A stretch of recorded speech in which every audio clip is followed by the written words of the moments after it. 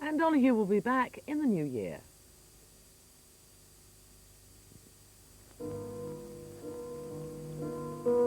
Sissy Spacek.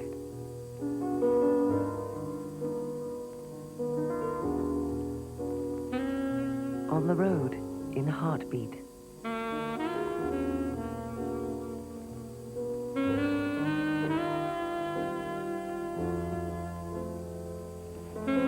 The spirit of a generation captured in Heartbeat. Tomorrow at 10 on 4.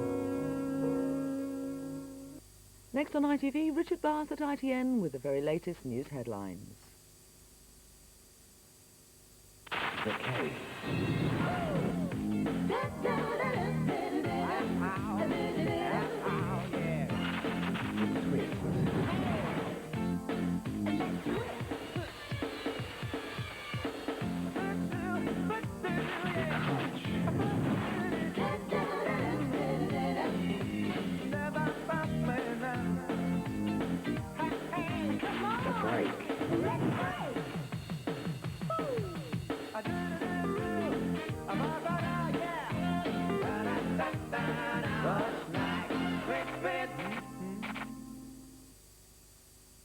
Guess what? Nick thought we were sisters. Nay. But you look so young. It's your skin. Hope I've inherited it. Well, this could help. Oil of Yule? Me? Yes, because the fluids in Yule are similar to natural fluids in young skin. Mum, it's sinking right in. Of course, because young skin, even yours, can lose natural fluids, and Yule puts them back. So it helps keep you looking young and beautiful. Yes, I can see that, and so can Nick, Mum. Oil of Yule, like the fluids in young skin. It's Dee here. I'm one of the chatline monitors. I reckon our chatline is the greatest. So if you live in London, give me a call on 0077 00777. If you live outside London, the number is 0898 400 444.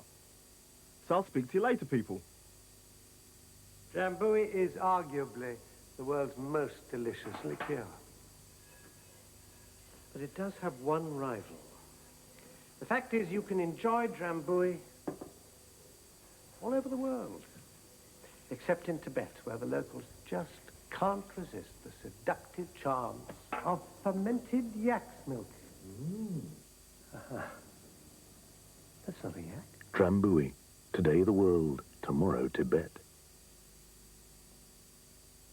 Right, the long-awaited competition results now. Thanks as always to everyone who rang in. I'm sorry everybody can't win, but first of all, the answers.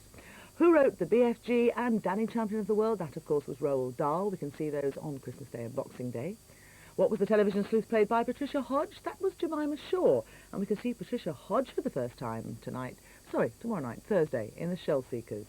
And who began his career as Bette Midler's pianist? That was Barry Manilow, who we won't be seeing over Christmas, but we'll be seeing quite a lot of Bette Midler. And the clever people who knew those answers. Paul Williams of Penge, Robert Gilfillan of Catford, and Karen Butcher of North One. They're clever, they get the toys, they'll be winging their way to them. Now, on a very much more serious note, we have to catch up with what's happening in the world, so let's go over to Richard Bath at ITN for the latest news headlines.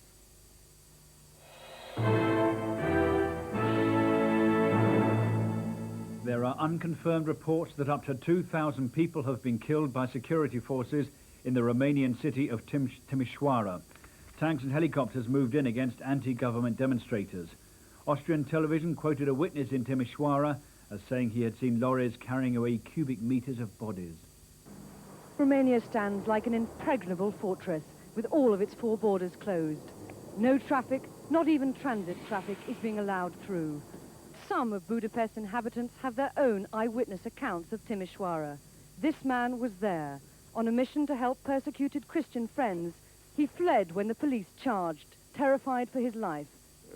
Student shouted, Jos Ceausescu, down Ceausescu, and away with dictatura.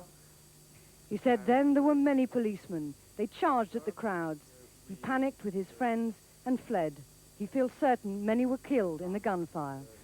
A Labour attack on the government over the forced repatriation of the Vietnamese boat people has been defeated in the Commons.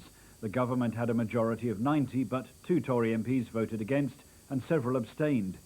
A small group protested outside the Foreign Office to draw attention to the debate.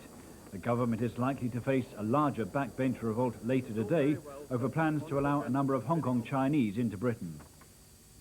American military transport planes have landed in Panama, although the Defense Department has refused to comment.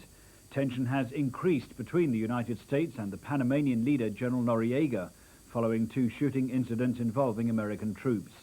The planes are said to come from the Army's elite 82nd Airborne Division. The Pentagon said on Monday that the 18th Airborne Corps, part of the 82nd Division, were involved in so-called readiness exercises. The Queen has broken the tradition of secrecy surrounding her Christmas message by pre-recording the speech before a packed Albert Hall audience attending a Save the Children Fund event. She spoke of the new freedom in Eastern Europe and said it would be splendid to think that Christ's message of loving our neighbours as ourselves might at last be heeded. We'll be back at 5 with the morning news. See you then.